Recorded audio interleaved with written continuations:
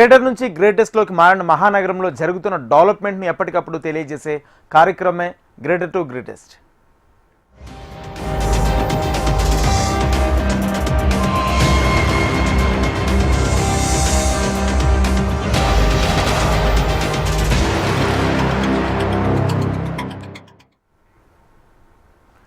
జిహెచ్ఎంసీలో Hyder Nagar division విలీనంలో ఎన్నో పొరపాట్లు జరిగాయన్నారు Hyder Nagar division contestant corporator Bollepalli Sitaramaraju. GHMC విలీనంలో జరిగిన పొరపాట్లతో తమ ప్రాంతానికి అన్యాయం జరిగిందన్నారు. గతంలో ఉన్న వార్డులను సైతం మార్చేయడం పట్ల ఆగ్రహం వ్యక్తమవుతుందన్నారు. ముందు స్థానికంగా ఉన్న సమస్యను తీర్చి అభివృద్ధి చేయాలన్నారు. ఎన్నికలు ఏ సమయంలో నిర్వహించినా సిద్ధంగా ఉన్నామంటున్న Hyder Nagar division contestant corporator Bollepalli సీతారామరాజుతో మా ప్రతినిధి RK face to face. GHMC delimitation పైన భిన్నాభిప్రాయాలు అయితే వ్యక్తమవుతున్నాయి. ఇటు కార్పొరేషన్లకు వెళ్ళిన సమయంలో అలాగే మున్సిపాలిటీలకు వెళ్ళిన సమయంలో ఒక్కొక్క రకమైన అభిప్రాయాలను వ్యక్తం చేశారు. మరోవైపు ఆల్రెడీ గతంలో జిహెచ్ఎంసీ 150 వార్డులు ఏవైతే ఉన్నాయో ఆ వార్డులను కూడా ఎక్కడికెక్కడ మార్చడం జరిగింది, కొత్త వార్డులు కూడా రావడం జరిగింది. దీనిపైన ఎలాంటి అభిప్రాయాలు వ్యక్తమవుతున్నాయి ఏంటనే అభిప్రాయాలు తీసుకునే ప్రయత్నం అయితే చేద్దాం. మన ఏంటి ప్రధానంగా మీది ఏ కార్పొరేషన్ పరిధికి రాబోతోంది, అలాగే ఇప్పుడు ఈ విభజన అనేది ఎంతవరకు సమంజసం అంటారు? ఇది విభజన అనేది అశాస్త్రీయంగా జరిగిందనేది మా అభిప్రాయం. భారతీయ జనతా పార్టీ నుండి మేము వ్యక్తపరుస్తున్నాము. ఇది ఇంకొక విషయం ఏమిటంటే దాదాపుగా 300 డివిజన్లు చేసినటువంటి ఆ ముఖ్యమంత్రి గారు అంటున్నారు. కానీ దీనిపైన ముఖ్యమంత్రి గారికే క్లారిటీ ఉంది తప్ప మిగతా అధికారులకు క్లారిటీ లేదనేది మాకు ఒక స్పష్టంగా అర్థమవుతున్నది. ఏదేమైనా ఇది అశాస్త్రీయంగా మరి హేతుబద్ధంగా జరిగినటువంటి 300 డివిజన్లు, వీటిని మేము తీవ్రంగా ఖండిస్తున్నాం. ఇప్పుడు మీది ఏ పరిధి వస్తుంది? ఎందుకంటే గతంలో హైదర్ నగర్ అనేది 124 ఉండేది, ఇప్పుడు ప్రస్తుతం ఎంతకు మారడం జరిగింది, అలాగే ఇక్కడ ఉన్న ప్రధాన సమస్యలు ఏంటి? మాది సైబరాబాదు కమిషన్ అని చెప్తున్నారు. ఇంతకుముందు మాది మల్కాజ్గిరి ఉండే, కార్పొరేషన్లు కూడా 3 చేస్తూ అంటున్నాడు. ఇంతకుముందు రాచకొండ కార్పొరేషన్ ఉండే, ఇది మల్కాజ్గిరి కొత్తగా పెట్టిండు. శాస్త్రీయబద్ధంగా చూస్తే రాచకొండ కార్పొరేషనే చాలా అద్భుతంగా ఉంటుంది, అది చాలా బాగుంటుంది, దాన్ని కొనసాగించాలనేది మా ప్రధాన డిమాండు.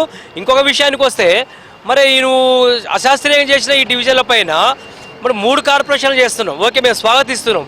దీనికి సంబంధించిన ఇన్ఫ్రాస్ట్రక్చర్ మీ దగ్గర ఉన్నదా? అంత పెద్ద ఎత్తున అధికారులు ఉన్నారా? ఈ మధ్య మళ్ళీ మీరు మాట్లాడుతున్నారు కొన్ని జిల్లాల అంశాలు లేవెత్తున్నారు. ఇంతవరకు జిల్లాల్లో అధికారులు ఎంతమంది ఉన్నారు, ఈ డివిజన్లో ఎంతమంది ఉన్నారు, అసలు అవి న్యాయబద్ధంగా జరుగుతున్నాయా?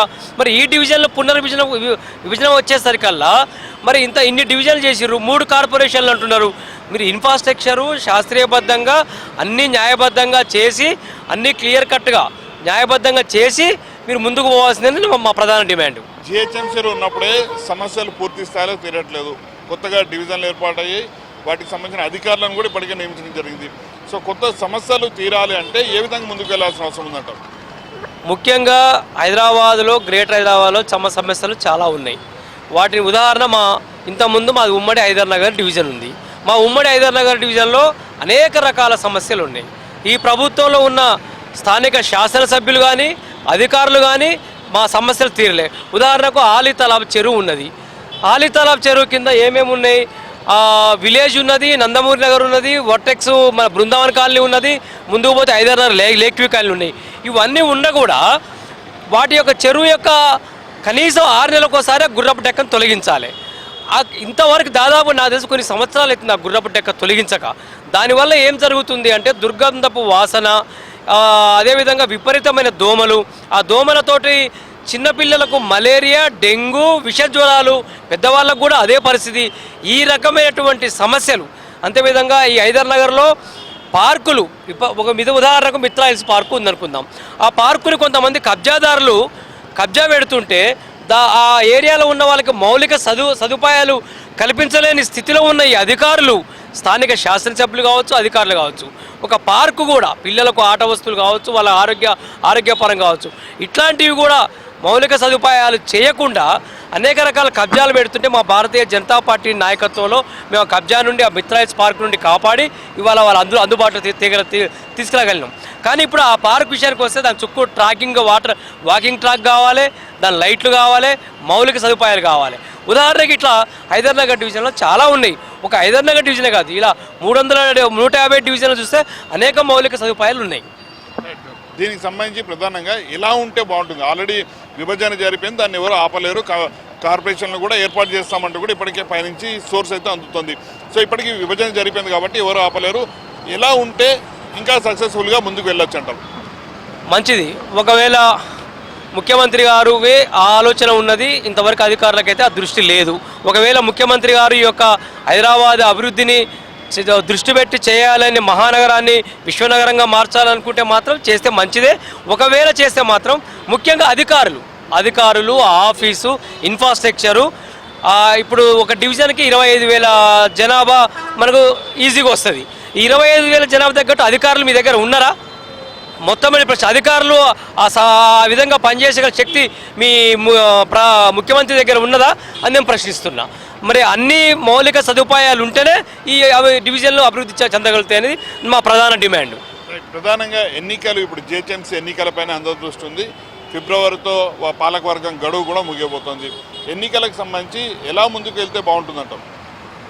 అదే చెప్తున్నాం మేము. ఎన్నికల ముఖ్యంగా ఓటర్ లిస్టు ఇక్కడ ఆంధ్ర ప్రాంతంలో, ఇతర ప్రాంతాల్లో ఉన్న ఓటర్లు ఇక్కడ ఉన్నారు, తెలంగాణకు సంబంధించిన ప్రాంతంలో ఓటర్లు ఇక్కడ ఉన్నారు.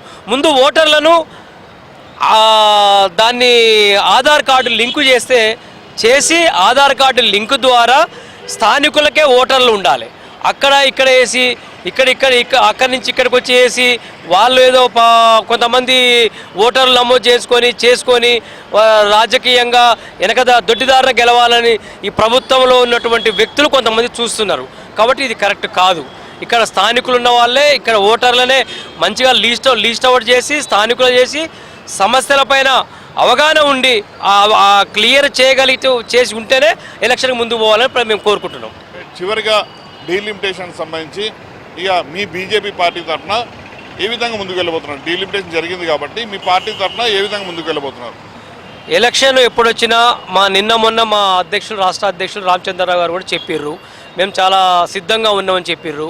భారతీయ జనతా పార్టీ అన్ని రకాలుగా ప్రజల్లో రోజు అనేక సమస్యలపైన పోరాడుతూనే ఉన్నది.